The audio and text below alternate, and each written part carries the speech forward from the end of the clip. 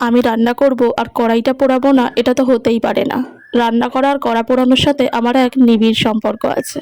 যাই হোক, প্রতিদিন তো রান্না বান্না আর আমি করি না, তবে আমি ভেবেছি সপ্তাহে যে দুটো দিন ছুটি থাকবে বা যেদিন যেদিন আমি সময় পাবো সেই দিনগুলোতে চেষ্টা করবো যাতে রান্না বান্নার কাজটা আমিই করতে পারি। আজকেও আমি রান্না করব বাটা মাছের আলু দিয়ে পেঁয়াজ টমেটো দিয়ে একটা তরকারি।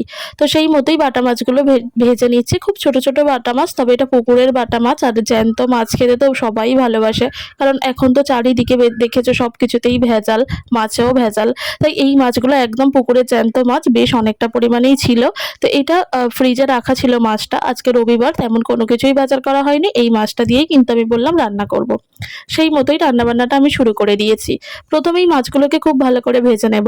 আর এখন তো ফোনটা আমার ট্রাইপডে ফিট করা ছিল, তো অনেকক্ষণ ফোনটা ট্রাইপডে ফিট করা আছে। সেই দিকে মাছটা ভাজতে দিয়ে আমি ফোনটা হাতে নিয়েছিলাম। ফোনটা হাতে নিয়ে এবার ফোন হাতে নিলে যা হয়, ওই যে বসে পড়েছি ফোনটা হাতে নিয়ে, দেখবে ফোনটা যতক্ষণ না হাতে ছিল না একবারও কিন্তু কড়াইটা পড়েনি। ঠিক যখনই ট্রাইপড থেকে খুলে ফোনটা হাতে নিয়ে একটু ঘরে গিয়ে বসলাম, কয়েক সেকেন্ডের মধ্যে বাইরে বেরিয়ে দেখি কড়াইটা পুরো দাউ দাউ করে জ্বলছে, মানে পুরো পুড়ে গেছে। যাই হোক, এই ভুলটা সকলেরই হয়, বিশেষ করে যারা মানে রান্নাবান্না করে তাদের সাথে হয়েই থাকে। হ্যাঁ, মায়েদের সাথে ব্যতিক্রম, মায়েদের কোনো ভুল হয় না, কারণ আমাদের মতো তো মায়েদের আর ফোনের নেশা নেই।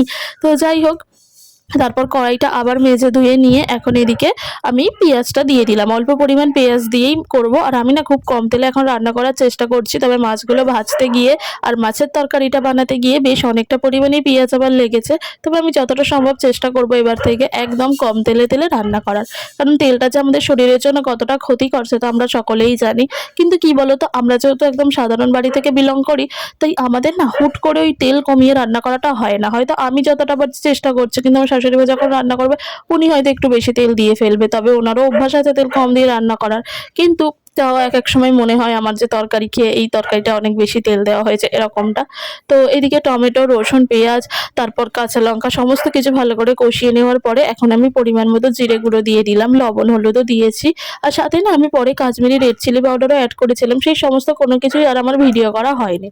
আজকের মাছগুলো পাতলা ঝোল খেলেও ভালো লাগতো, যেহেতু পুকুরে জ্যান্ত মাছ ছিল, কিন্তু মাছগুলো ছিল বৃহস্পতিবারে বেশ অনেকটা মাছ খাওয়া হয়েছিল। তারপরেও রবিবারে কিছুটা মাছ ছিল, সেই মাছটা আজকে রান্না করা হচ্ছে। এবার যেহেতু আজকে মানে ফ্রিজে মাছটা ছিল, আর আমার একটু ইচ্ছা করছিল এরকম আলু টমেটো দিয়ে খাই, কারণ বারবার সবজি দিয়ে পাতলা ঝোল খেতে সত্যিই ভালো লাগে না। এবার আমি আলু যে খুব বেশি খাই তা না, সারাদিনে ওই যে লম্বা লম্বা আলুগুলো হয়তো কালকে তরকারিতে 2 পিস থেকে 3 পিস খেয়েছি। 3 পিস কি 4 পিস হবে, 4 পিস হবে কিনা আমার মনে পড়ছে না, তবে 3 পিস আমি খেয়েছি। সারাদিনে আলুর পরিমাণ বলতে এইটুকুই, আর আলু একদমই খাই না। তো যাই হোক, কিন্তু খাওয়া দাওয়া মেনটেন আমার কিছুই হচ্ছে